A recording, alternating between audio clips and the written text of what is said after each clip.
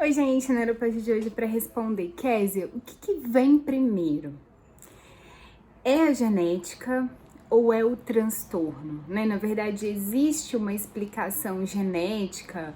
Os transtornos, por exemplo, os transtornos de personalidade, são determinados por genes específicos? Essa pessoa já nasce com o cérebro alterado?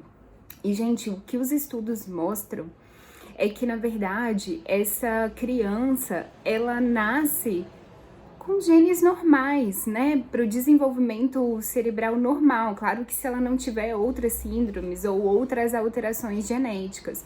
Mas, no geral, são crianças que nasceram normais e o ambiente é que influenciou na modulação desses genes, o que a gente chama de epigenética, né? E esse ambiente, gente, ele tá totalmente relacionado em como essa criança foi cuidada.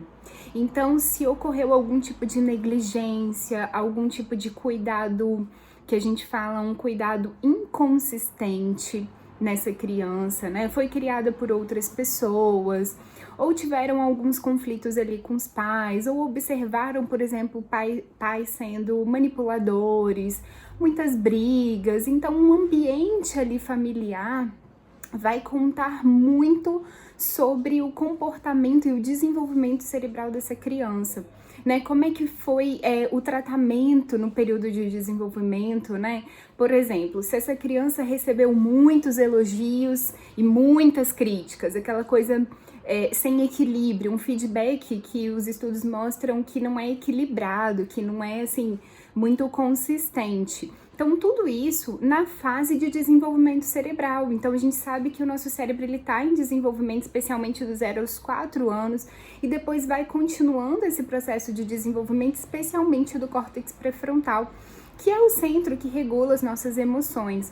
Mas quando a gente tem esse comportamento, né, a gente tem algum tipo de negligência que a gente fala, os estudos mostram que cerca de 80% das crianças que sofreram algum tipo de negligência vão apresentar algum transtorno na idade adulta.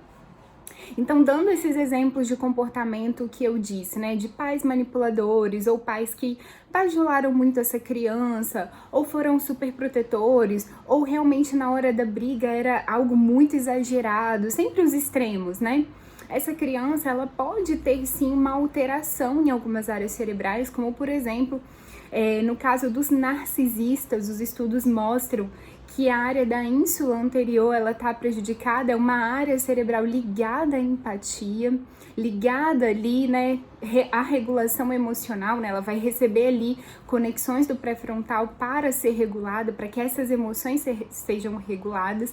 E a empatia, gente, é um comportamento que vai fazer toda a diferença no desenvolvimento interpessoal dessa pessoa, né, que vai crescer e vai precisar sim se colocar no lugar do outro, sim entender um pouco o outro, mas se ela teve todas essas alterações durante o seu comportamento, ela pode ter uma tendência a ser narcisista, por exemplo, que é um dos tipos de transtorno de personalidade. Então essa pessoa ela vai acabar tendo uma autoestima completamente fragilizada, não vai saber lidar com críticas, isso vai prejudicar no trabalho, nos relacionamentos. Então aquela pessoa vai achar que sempre tem alguém brigando com ela simplesmente por algo que não agradou no parceiro, é sempre o parceiro que tá brigando, a culpa é sempre dele. Pode ter uma tendência muito grande a ser egoísta mesmo, a realmente não se colocar no lugar do outro, a querer sempre ter razão, a querer sempre ter as melhores coisas, sempre o melhor, sempre muita atenção, sempre tudo isso, né? O excesso, sempre querendo esse excesso, porque existe essa falha de pensar no outro também, de se colocar no lugar do outro, tá? Então esse é só um dos tipos de transtorno de personalidade e um dos exemplos que eu dei comportamentais ali dos pais, né, que podem estar influenciando nesse transtorno. E com isso sim, modulando genes importantes no desenvolvimento desse cérebro. Então quando a gente analisa esse cérebro na idade adulta, ele já tem as alterações por conta do período de desenvolvimento. Tá certo, gente? Então, na verdade, não é determinado por genes, mas existe uma modulação a longo prazo por conta desse ambiente com que essa criança foi desenvolvida. Tá certo? Tendo mais dúvidas, coloca aí pra mim. Beijo!